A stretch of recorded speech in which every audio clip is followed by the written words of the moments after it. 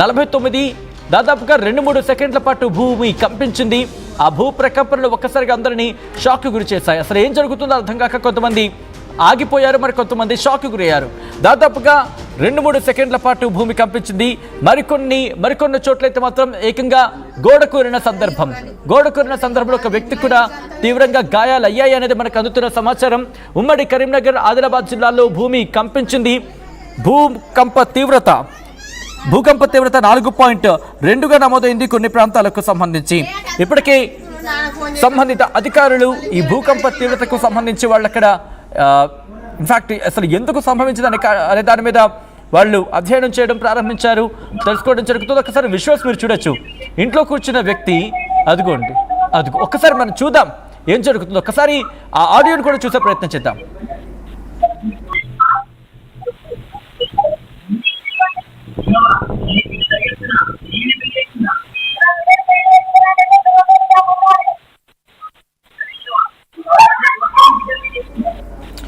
ఒక్కసారి చూడండి, 6:50 ప్రాంతంలో వాళ్ళకి ఏదో ఇంట్లో అర్థం కాలేదు.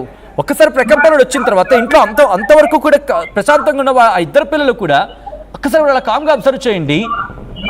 ఆ భూ ప్రకంపనల ధాటికి వాళ్ళు ఇంటి నుంచి బయటికి వెళ్ళిపోయారు. ఆ సౌండ్లకి ఏది బయటకు వచ్చేసి బయటన వాళ్ళు తిరిగిన పరిస్థితి ఉందంటే అర్థం చేసుకోవచ్చు ఏ స్థాయిలో అక్కడ భయభ్రాంతులకు లోనై ఉంటారనేది. ఇటువంటి సినారియోలో ఏ తీవ్రతతో వచ్చింది, ఎక్కడెక్కడ ఎంతెంత వచ్చిందనే అంశానికి సంబంధించి మరి కాసేపట్లో నేను మీ ముందుంచే ప్రయత్నం చేశాను.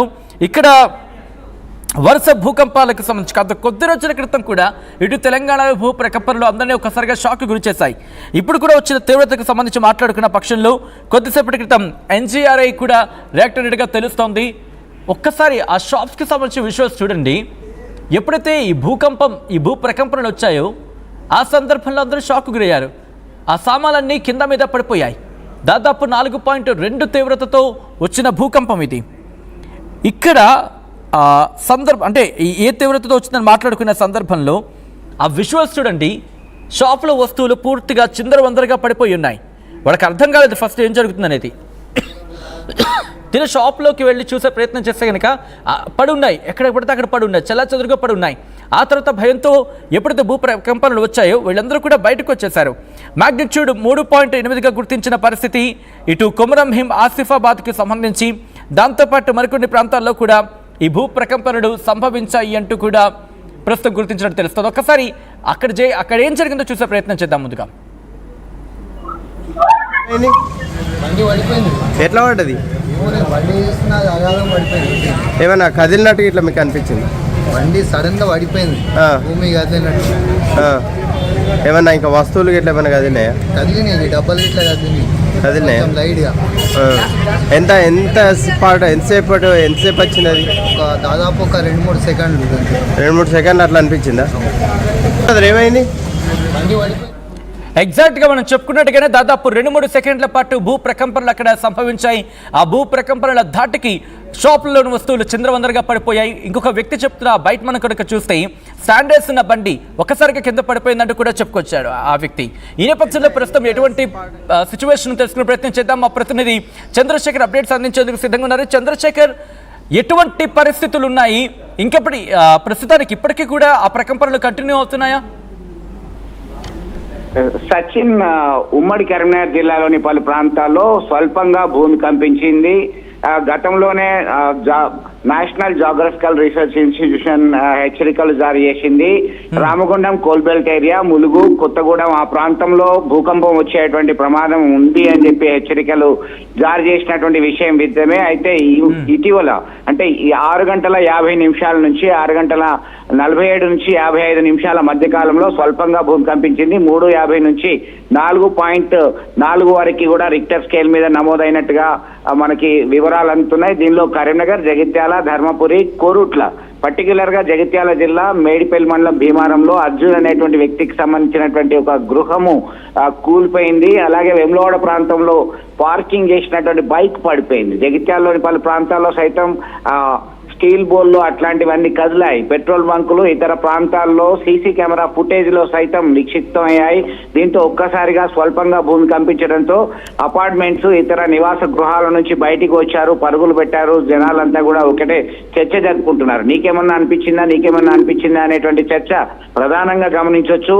మొత్తం మీద కొద్దిపాటి స్వల్పంగా కంపించినటువంటి భూమి ఒక్కసారిగా ఈ ప్రాంత వాసులను భయాందోళనకు గురి చేసిందని చెప్పుకోవచ్చు. మొత్తం మీద ఇప్పటికీ అదే చర్చ కొనసాగుతుంది. అయితే ఖగోళ శాస్త్రవేత్త శ్రీకాంత్ లేదా ఇతర ప్రాంతానికి సంబంధించినటువంటి మన డెక్కన్ పీఠభూమికి సంబంధించి ఈ ప్రాంతంలో చాలా పెద్ద ఎత్తున భూకంపాలు వచ్చేటువంటి అవకాశాలు చాలా తక్కువగా ఉంటాయి. ఇదంతా కూడా భూమి పొరలో వచ్చేటువంటి కదలికనే మనం దీన్ని సెన్స్ ను ఫీల్ అయ్యాము. దీన్ని మనం ఫాల్ట్ అంటాము.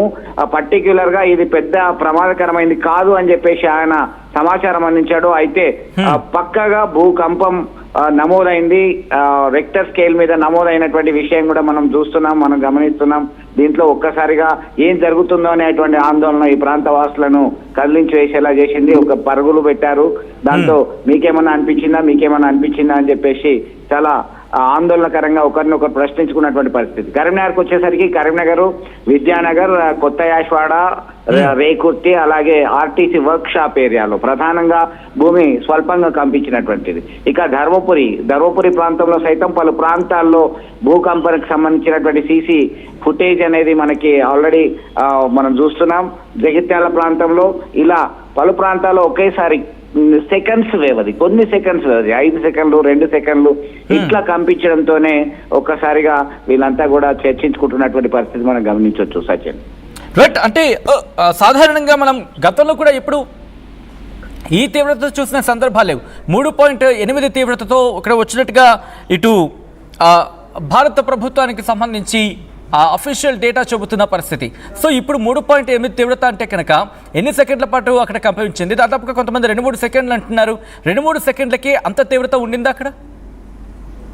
ఎస్, మీరు అన్నట్టుగా 2 నుంచి 5 సెకండ్ల పాటు కంపించినటువంటి నేపథ్యంలో అంత తీవ్రత వచ్చింది. 3.8 అధికారికంగా నిర్ధారించడం జరిగింది. దీనిలో ఒక్కసారిగా వాళ్ళు ఆ ఫీల్ అనేది అబ్జర్వ్ చేశారు. ఏం జరుగుతుంది, మన కాళ్ళ కింద భూమి కదులుతున్నట్టు అనిపిస్తుంది అనేటువంటి ఆందోళన వారి మాటల్లోనే విన్నాము. చాలా మంది బయటకు వచ్చిన తర్వాత ఇదే చర్చ జరుపుకుంటున్నారు. అరే, మన ఇల్లు ఏమైనా కూల్తాయా, మనకేమైనా ప్రమాదం సంభవించే అవకాశం ఉందా? అదే సమయంలో 6:45 నుంచి 7 గంటల ప్రాంతం వరకు, అంటే ఇప్పుడు కూడా కొన్ని ప్రాంతాల్లో గాలి, దుమారము అలాగే రాళ్ల వర్షం కురుస్తుంది. ఆ ప్రాంతంలోనే ఆ సమయంలోనే ఇలాంటి స్వల్పంగా భూమి కంపించడంతో పెద్ద ఎత్తున అయితే ఒక ఆందోళన పరిస్థితి అయితే కనిపిస్తుంది. సచిన్, దీనికి 3.8 నుంచి 4.3 వరకు వచ్చినటువంటి నేపథ్యంలోనే ఇలాంటి పరిస్థితి వచ్చింది. ఇంకా రిక్టర్ స్కేల్ మీద అధికంగా నమోదైతే పరిస్థితి ఎలా ఉండబోతుంది, ఎట్లాంటి ఇబ్బందికరమైన వాతావరణం ఉండేది అని చెప్పేసి గతంలో లాహోర్ భూకంపము, భుజ్ భూకంపము